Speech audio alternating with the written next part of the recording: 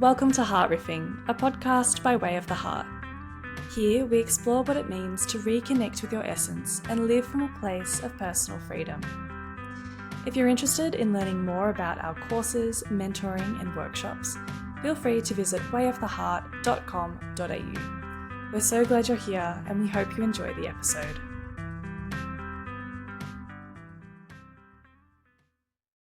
Hi and welcome back to Heart Riffing, a podcast by way of the heart. Hello? Jess. Let's just introduce it like that from now on. Forever, yeah. So, observation. Observation? Yeah.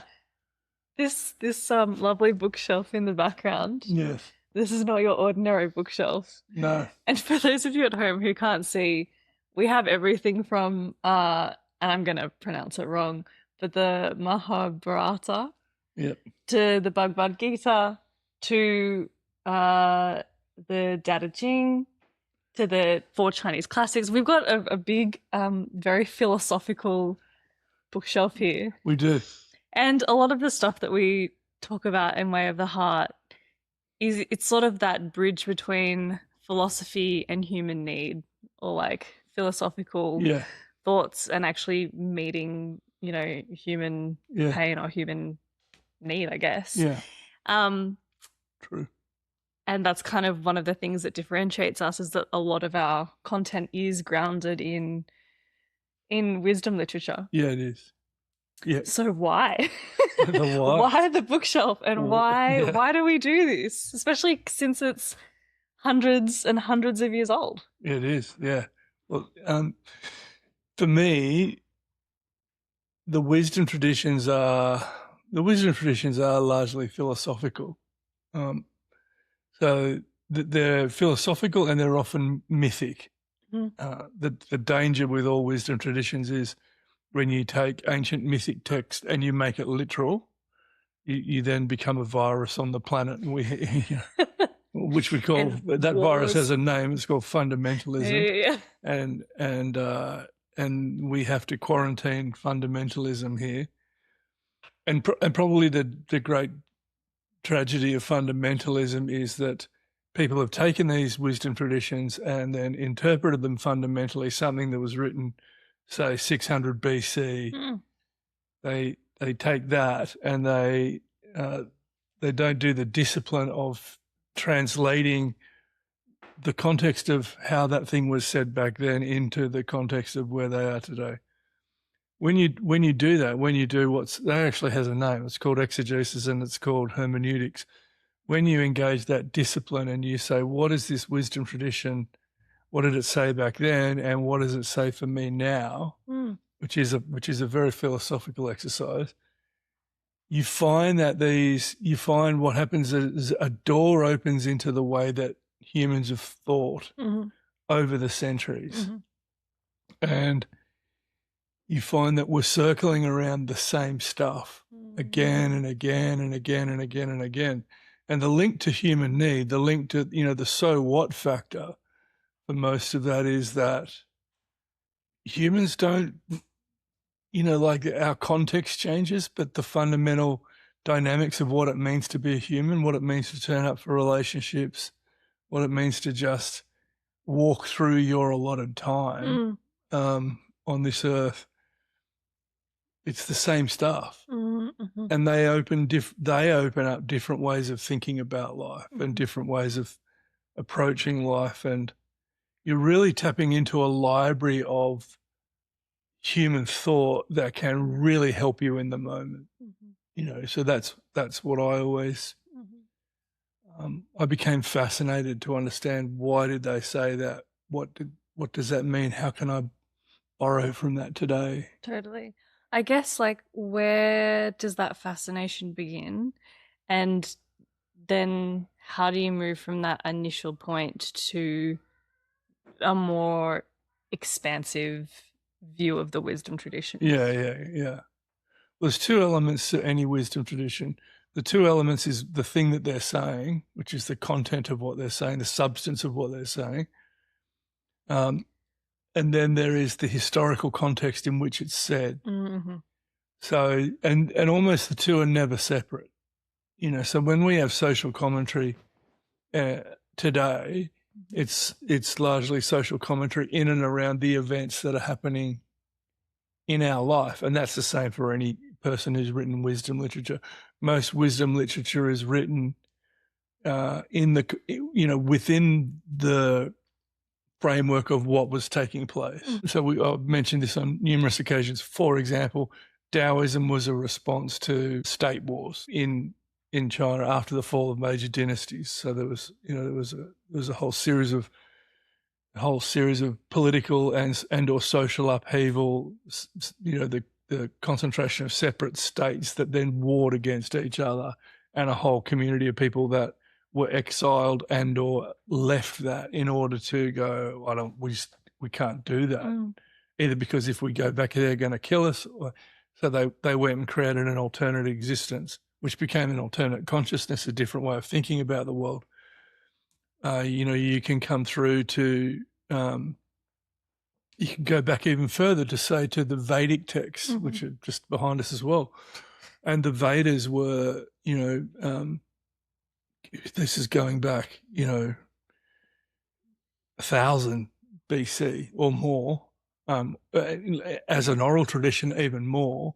And it was like people coming into what is the Hindus, into the Hindu Kush, which is, tracing the Indus River all the way down, which is in modern day Pakistan. It's a very fertile part of the world. And some ancient cities that were 40, 50,000 people strong. And there had to be ways that they sort of ordered society. And so the ritualism of the Vedas became a way that they, through the performance of ritual in these communities, it became a way that they organized society, right? And then when that swept across, it got broader into India and then down into the plains. I'm getting very detailed, but the point that I'm trying to make is that all of these things had a context. They were engaging a need at the moment. And one of the things that you find in modern society is that we're trying to engage need without any real philosophical foundation. Like modern society is uniquely unhinged from kind of awareness of the philosophical framework, the thinking framework. Like, why do we think what we think? Why do we value what we value? These are all really elemental philosophical questions. We don't ask them anymore because we're so needs driven, and the need presents so front and center that we don't stop and go, what's driving that? Is it even legitimate? We don't think philosophically generally. We think psychologically. Right. And so I guess, like, to circle back to the question, the initial fascination with the wisdom traditions started because you noticed that there was a long lineage from lots of different cultures about questioning the nature of human existence and wrestling with that and dealing with that in a way that we don't do anymore. Yeah, for sure. I think that that's completely true. I mean, for example, like one of the things that people would say, I mean, my indigenous spirituality or religious context was Christianity, right? I was baptized as a kid. I went, went through the whole process that so many of my peers went through exactly the same. So the cultural context for me was Christian. Most people didn't go on to have, a born again experience. Some did, some didn't. But, if you spoke to most people my age and you said to them, is Christianity important? And they go, yeah, the Judeo-Christian ethic has shaped the society that we have today. It's probably not an opinion that your generation has, but, they would say the values of the Bible, the 10 Commandments, and I kind of often look at them and go, really? I mean, have you ever read the Bible? I know you were raised a Christian. Have you actually ever read the Bible? Yeah. And largely they won't have. But philosophically, some of those supposed Christian values invade the way they understand the world. And so then that's how you get your tribal wars, so some Muslim people come into Australia or whatever it is, and people go, well, they don't adapt to our culture. They're not Australian. What do you mean? Well, they're Muslim. It's like, oh, that's a different philosophy. It's a different religion with a different set of beliefs, which is really saying it's a different philosophical frame. Mm-hmm. And so we have colliding philosophical frames, and that's not something that you would think the first thing that you would want to do is understand what is the thought processes that drives me. Mm-hmm. And there's a guy called St. Augustine that coined the phrase faith-seeking understanding. Mm-hmm. If faith was a conviction that this belief was a good thing, whatever the belief is, whether it's a belief in God or whatever belief, you put faith in your beliefs. Now, faith is to trust. You forget about faith as a purely theological or Christian or whatever, everyone puts faith in something. Most people don't know the reason why they put their faith. They don't understand why they're putting faith in that. Mm-hmm. Why do you believe that? Why are you holding on to that? Why do we say that the Judeo-Christian ethic is the right ethic? Most people will never examine that. Mm-hmm. They won't even read the book that the Judeo-Christian ethic comes from. Mm-hmm. Right? People will say, Chinese culture is historically, prior to communism, is historically Taoist, and or elements of Buddhism in it, Chan Buddhism in it. The average Chinese person wouldn't have a clue about that. So they would still say Zhuangzi and Lao Tzu are great Chinese philosophers. And you go, well, what did they say? Do you know what they think? And they go, I don't know, but I think they're very important. Confucius is very important. And you would go, do you know anything about what he said? Yeah, this is like so reminiscent, and this kind of touches on what you were talking about before, re-fundamentalism. But you look at a lot of behaviors or actions that are excused under the guise of a faith or a religion. And then I don't know, I just think some of the things that are done in the name of Christianity, some of the exclusivity and the narrow-mindedness that that occurs, and you think, wow, the person of Jesus would be absolutely horrified at what's happening. So I think my question is, though, I guess, why don't we think about those things anymore? Or why don't we think about why we believe what we believe anymore? Or why don't we question it? And is that something that has changed in society, or is that just something that, the general population have never really thought about why they think what they're thinking? But it's just more poignant these days than it was previously. Yeah, I think this word utility kind of often comes up around this. It's like, it's the so what factor. Mm-hmm. I mean, they thought that back then. I don't care, I'm just trying to live my life. I don't have time to get involved in all that sort of stuff. That stuff doesn't affect me. And it's the lack of awareness that, and this is a big word and I use it sparingly, it's called epistemology. Epistemology just means, knowing why you know what you know. Insight into your process of knowing, right?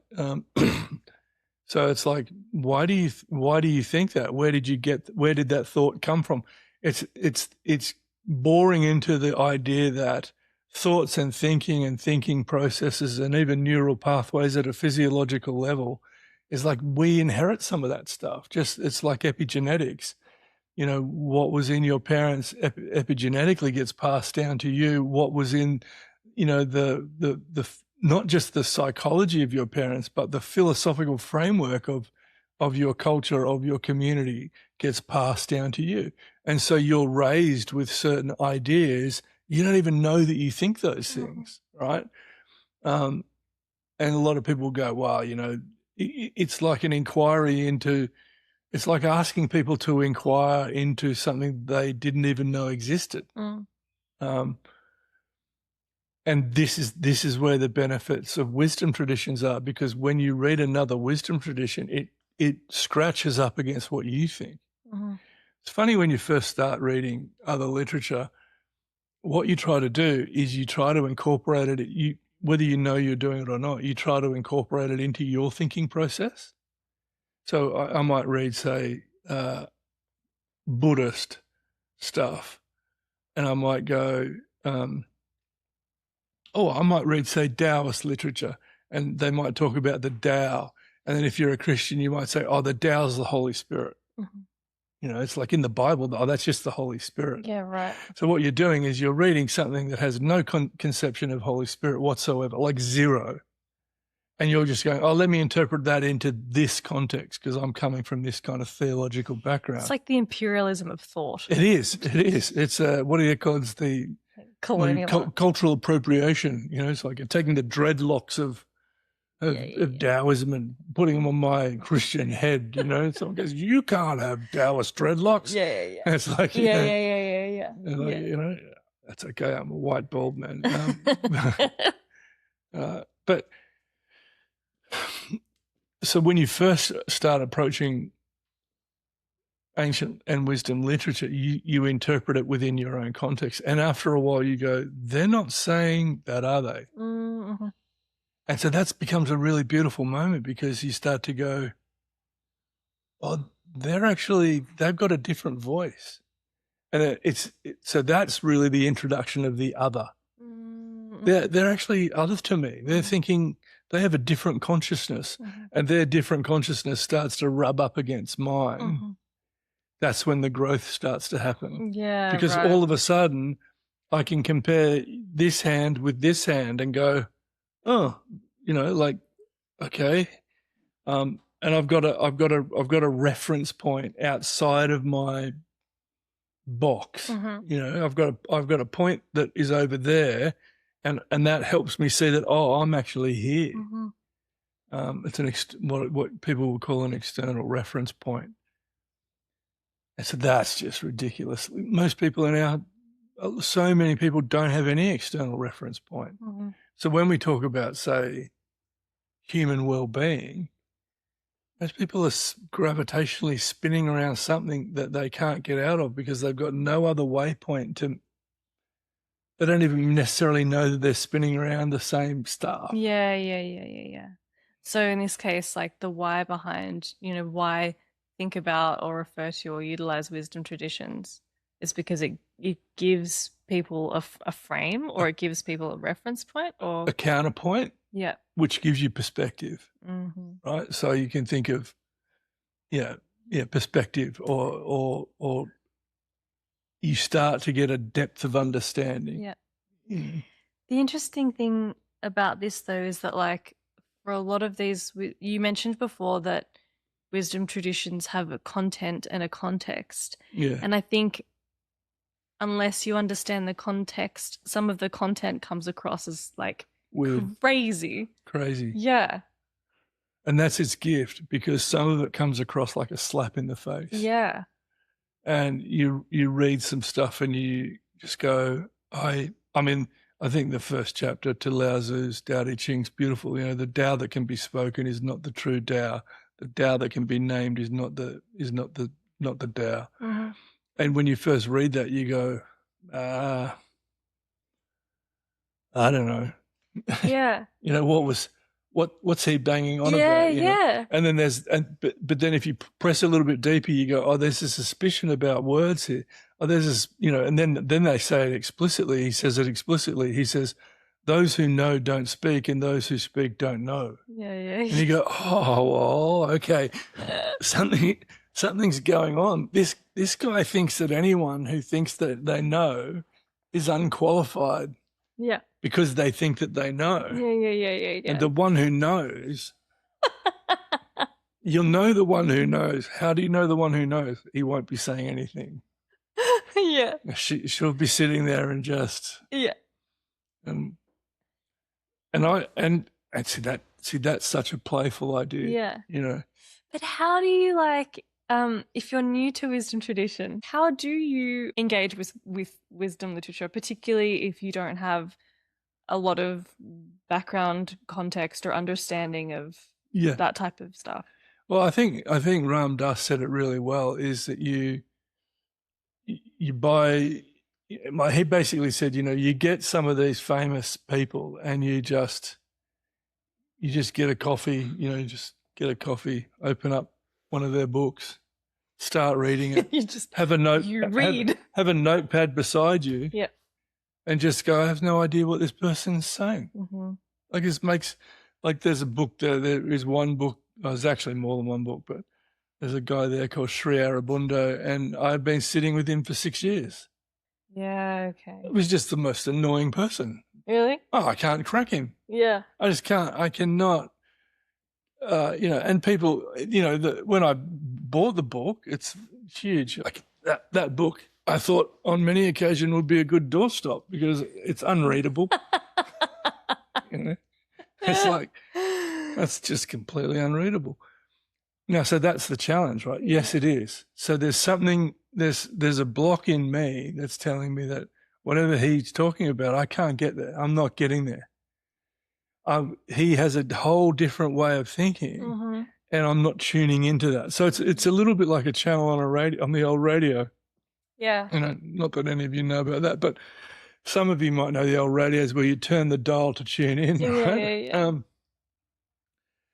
And if you just get a little bit off, it comes through hazy. Yeah. And so there's the process of going, I've just got to fine tune this. Yeah. I got to get this closer. Yeah, this actually is interesting. Another way of looking at this, we had a meeting the other day with someone who's very good at numbers. Yeah. And I'm terrible with numbers. No matter how many times I try, I can't.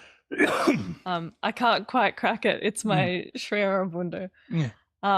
And they said, when you're looking at this particular type of spreadsheet, you kind of just have to close your eyes and feel what the texture of it's like, or what the 3D model of it kind of looks like, which actually to me totally works and totally makes sense. So random. But like, putting this in this context, talking about getting into the wisdom literature and tuning in on the radio, it's kind of like you have to feel your way into that space, because every single one of these books or one of these traditions has its own atmosphere, for lack of a better word. It does, yeah. And you kind of just have to go on the process of allowing yourself to wade into that atmosphere completely and kind of steep in it for a little bit, right? Yeah, you do. And it's not, and the problem is that when you start, you're uncomfortable with it. Mm-hmm. I mean, there's Ram Dass's book in there, Be Here Now. When I don't know, it was you or Lydia, I asked you to go and buy that in town, and you picked it off the shelf, and it's just, was it you? Yeah. And you just went, really? You want this book? I was like, it's got pictures in it. Are you sure you want this? It's a very weird book. I don't think you really want this. And I was like, oh, no, I don't want that. And then clearly I did want it, because the whole vibe of the book was going to take me somewhere that I hadn't been, and I didn't necessarily want to go. He said, well, so why this whole silly process, Because we have fundamental needs. We can't meet those needs if we don't have external reference points. Mm-hmm. And then when we get this external reference point, it creates a counterpoint where we can go, oh, this is a key. Mm-hmm. This is, and so they're kind of, we're in our own, beautiful analogy, we're in our own little cage, and the wisdom literature is just sneaking keys to us. As we read them, they sneak little keys to us, and they go, because that's going to unlock that. Think of like some kind of, maze runner thing. And it's like, this is some Hunger Games thing, and we're in the middle of all our turmoil, and we go, what do I need? And then all of a sudden a little balloon comes down from the wisdom literature with a little, I've got, I've got something, I don't know, I've got a boomerang. That never happened in Hunger Games, but I should have had a boomerang. So then I think this kind of naturally leads to the question of, we're talking about having the wisdom tradition as the little key, or as the external reference point. Yeah. Why the wisdom tradition as the external reference point, if it comes with all of its complexity, why that as opposed to something else, like something more accessible or Yeah, modern. because the accessibility makes it too familiar. Right? That's the problem. And the crux of familiarity Well, is it doesn't land. So if it comes from within your framework and it doesn't, this is this whole idea in Way of the Heart where we say we're trying to create an alternate consciousness. So I'm sitting on the pillow here, and I'm stuck in this little ring, and this is my level of consciousness is this, and maybe more broadly than that. And anything that comes to me in that is part of that context. It's part of that structure. And so it kind of doesn't land because it's not an alternative to anything. Yeah. Whereas, something comes in from out here and drops into that space that is from a completely different context, completely different discussion, a completely different way of thinking. It breaks in and it shatters that boundary, and all of a sudden I go, oh wow, I can think differently, I can see differently, I can move differently. So it loosens things, and that's the benefit of those traditions. And it's a tragedy that we don't think philosophically today. It's a complete tragedy because we have these reoccurring issues and we're not getting insight into them. We keep spinning. Like, I can give you an example if you want. Sure, hit me. Well, Jesus has become quite tribal and exclusive, right? And modern day society, the current geopolitical situation with people bombing this person and invading this country and all the trauma. It's actually, when you look at it geopolitically, this kind of new neo-nationalism, America first, everyone looking to their own needs, everyone trying to get oil and all their stuff for their country, as you would expect politicians to do. But it's all extraordinarily exclusive. Us, our needs, our defense, our wants.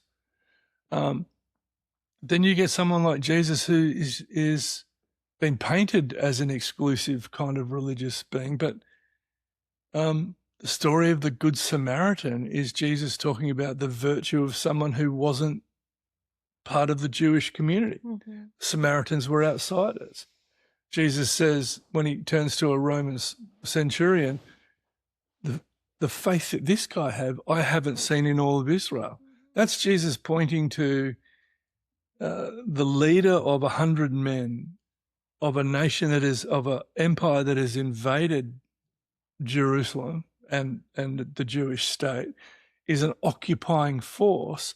And Jesus is turning to the leader of the military arm of an occupying force and going, I haven't seen anyone that has faith, belief like this guy. I mean, if you're a Jewish person hearing that, you're just going like, get lost. Yeah. He's not a person of faith. Yeah. He's the problem. Oh, Jesus hanging out with, tax collectors, prostitutes.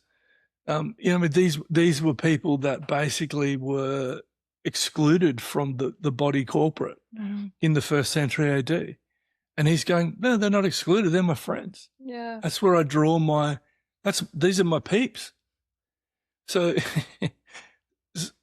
hopping on a boat and going across the Sea of Galilee to Gennesareth to a place where there's a demoniac in a graveyard and going over there and hanging out and bringing healing to that individual. It's like, you didn't do that. Yeah. You didn't go across the sea. You didn't go to another non-Hebrew state. You didn't go into a graveyard. That's where bad shit happens. And you stayed away from people that were possessed. They were mad people, right? Just because, oh no, I've got business with this cat. It's when you put it all in context, it's ridiculously inclusive. Yeah. So what is the great need? What is the great need of our generation? Inclusivity. Here is a guy that has every reason to be exclusive, could just have sat within the framework of his culture, and he's ridiculously inclusive. And in fact, he ends up getting murdered because of his inclusivity. They found it so offensive that they go, oh, we just try him as a criminal, trumped up charges, kill him. So forget all the Christian substitutionary atonement. As a socio-political statement for what we need today, we need a cat like that. We need radical inclusivity. That's actually an answer to some of our problems. So that wisdom tradition has something to teach us today. Does that make sense? Yeah, absolutely. Yeah. And I think like what you were saying about context really carries on to this in a poignant way, because to be able to really get the fruit of that wisdom tradition, you can't just copy and paste that over your own context. You can't make that fit into your own context, because it doesn't fit. You don't realize how radical of a person Jesus was, or how radical the inclusivity was, unless you look at it within that context. Yeah, and that's the benefit. That's the benefit of doing it, and that's the benefit of a library like that, because it's an appeal to just. It is an appeal to think, and it is an appeal to realize that we have a tradition. Humans as a species, we just have this incredible treasury that we can draw from, and not just from any one, but from. I mean, the Upanishads are beautiful in one. Just another example, right? The Upanishads talk about the realization of the one. Right. Now you can be as kind of you can be as kind of, oh, everything is one. You can kind of be Zen or whatever you want to be. The analogy that's beautiful is the analogy of the ocean and the wave. Yeah. The wave thinks that it's a thing until it crashes on the shore and then sucks back into the ocean and becomes part of the one again. So the wave was never separate from the ocean. The wave was the ocean in a particular form, but the form was transient, and the form was always going to crash, dissolve, and go back into one. Yeah, welcome to a metaphor for life. The Upanishads, they articulated that better than almost any literature. If you want to go to, say, the Sufi tradition, and you've got Rumi, he's a famous poet, he's in there as well. And he talks about, the Hindus do it too, bhakti yoga, the union of devotion, where yoga just means to be tied to or united, to be yoked. And bhakti is to share a part, which ends up becoming devotion, right? You see bhakti yoga in the Hindu tradition, and people worship a particular incarnation, or they worship a deity. But you also see a version of bhakti yoga in the Sufi tradition with Shams, Rumi's relationship with Shams. And so many of Rumi's poems are odes to finding a soulmate. It's not homoerotic literature. It's someone who's found a soulmate. And the intimacy of what it is so what a great lesson that is. How many people out there need a soulmate where they can share and pour out their heart to someone that truly gets them, which feels like romance. It feels romantic. It's not romance in that sense. It's the romance of deep connectedness. Yeah, being known and knowing. Being known, yeah. Yeah, this is all here. It's all in the we've got people like Dostoevsky from the Russian tradition prior to Russia becoming a communist state, and writing about amazing dynamics of power through weakness. Another amazing theme. Like how many people today would just go, in your weakest moment, like your moment of greatest exposure, your moment of greatest rawness, your moment of greatest suffering, is potentially simultaneously your most powerful moment. Yeah. Is there one that you've been sitting with recently that's been? Yeah, I've been sitting with the Hindu one around Dharma, and looking at, say, looking at Krishna, not devotionally. I'm not a Hare Krishna. Which just means, hail or whole or high Krishna. But so I'm not there. But I look at Krishna as a historical figure, and he's mischievous. He breaks rules. He breaks social norms. He has quite an erotic life. He steals things. He's just kind of like dude, really? Like, what are you doing? You need someone put this guy on a leash. Carl, come here and sort out Krishna. Yeah, he's out of control, this cat, But what you can penetrate through is the fact that Krishna has no regard for conventional social norms. Not interested in it. That's not his dharma or duty. That's not his dharma. Yeah, and then there's tribes and there's rules of the tribes. There's the broader social norms, what everyone thinks is right and wrong. There's the tribal kind of rules. He doesn't care about those either. He doesn't care about any constructed goodness and badness, right or wrong. There's this deep agenda that is tied to who he is, his essence. That's what he obeys. So that's a beautiful message for us. It's like, yes, my socialization is important. Yes, I'm going to go and work for this organization. I'm not. But if someone goes and works for this organization, there's going to be a vision and a mission statement, and you need to obey that or try and aspirationally aspire to that. And there's a good chance that if you don't aspire to the vision and mission statement, there's going to be, on the flip side, a code of conduct statement. And if you, yeah, where they're going to call you in and performance review you, performance manage, put you on a performance program. That's not your dharma. That's got nothing. That's not who you are. Whether you win or lose in that context, it's got nothing to do with the deep driver of essence. For me, I find that I'm not a young man per se in that regard, but just continuing to take off the layers of social expectation, continuing to look at the example of someone like Krishna and go, he just wouldn't behave. He just wouldn't do that. He just wouldn't give that a moment's thought. I mean, ironically, neither would Jesus either. No, neither would Jesus. No, neither would Ram Dass. No, neither would Sir John of the Cross. Neither would Madame Guyon. Madame Guyon rejoiced when she got smallpox because she knew that her husband would find her so unattractive that she was now free from the formal bonds of being married to someone that married to someone that got in the way of her love of the divine.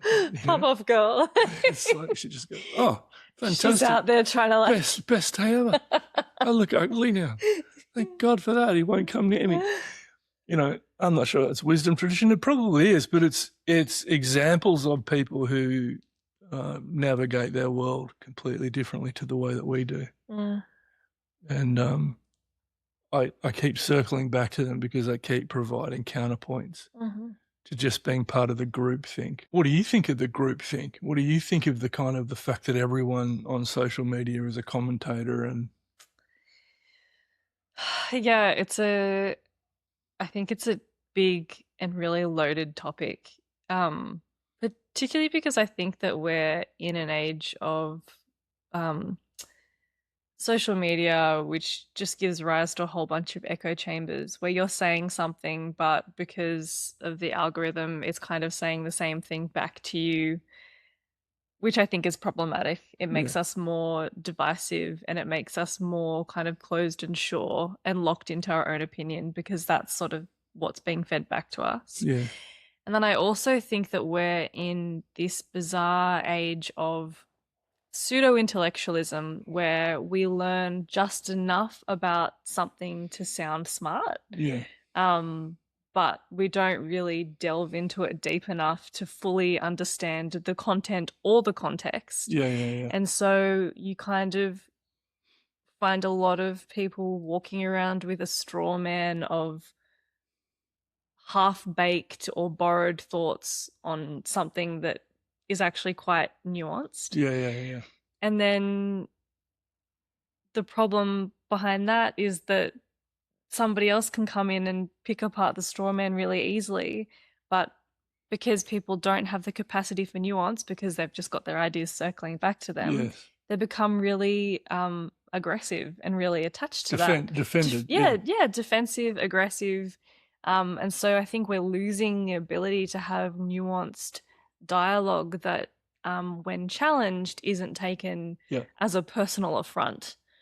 Um, yeah, so I think that there really is place for getting back into wisdom tradition. Yes, because it has something to, I don't know, meet human need, but also because of what you were saying earlier on, in it being a different reference point, which doesn't feel comfortable. Yeah. But you should probably actually be looking into that because it's not, because it is not comfortable. Yeah. I think that's true. And I think you've said it really well, because I think when you read wisdom tradition in that kind of spirit, it's not firming you up to be a better warrior of your cause. Totally. It's like, I'm going to read this, so this is armor. Yeah. It's like so many people like Marcus Aurelius meditations, and he was a Stoic. And I'm more lean towards where Eddie Izzard on that is like I'm cold. Give me a blankie.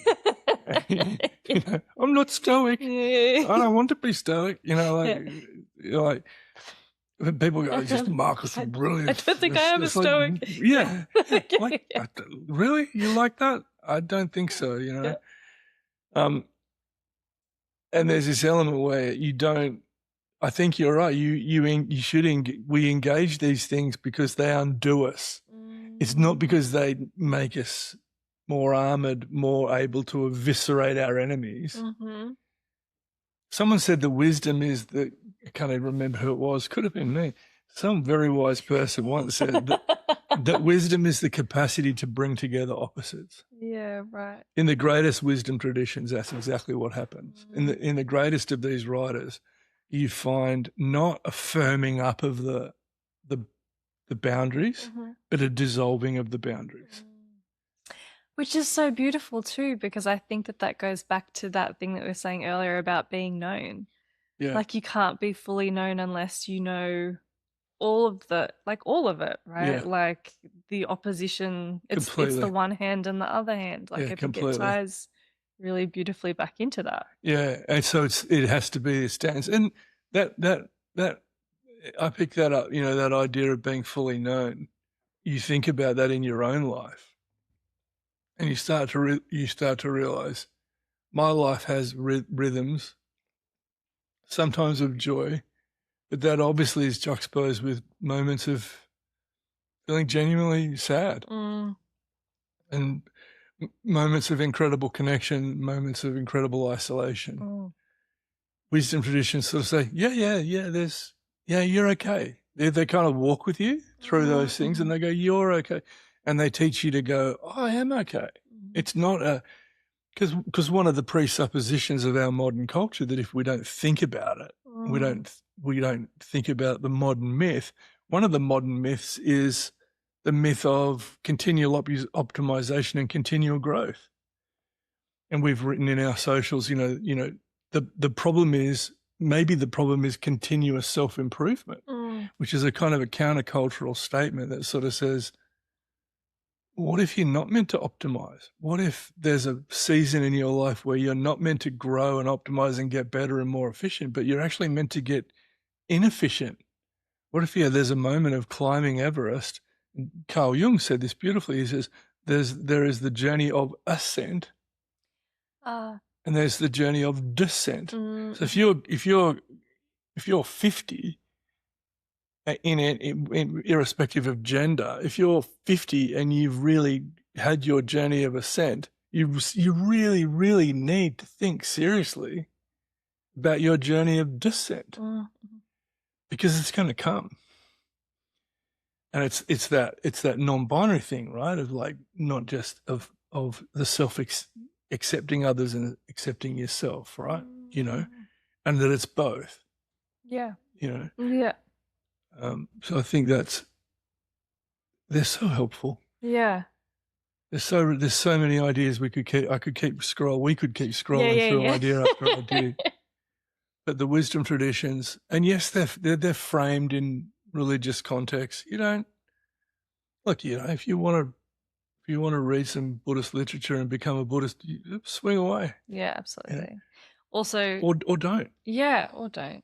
And I think like the book, The Way of the Heart, is a good like entry point as well. Not to nice sales pitch. Not to sell. Ah, no, Ching. No. We have a copy of it right now. That's actually my other book.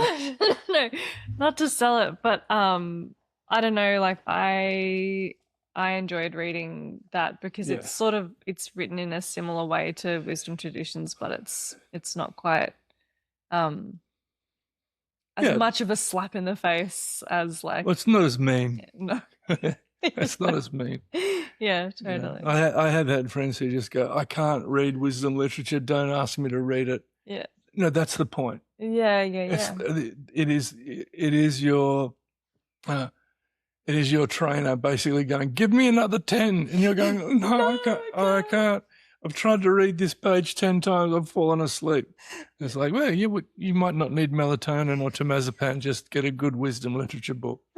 Perfect. Yeah. The theme of this I drank 3 coffees, went to bed fully pumped, read 1 page and slept 9 hours.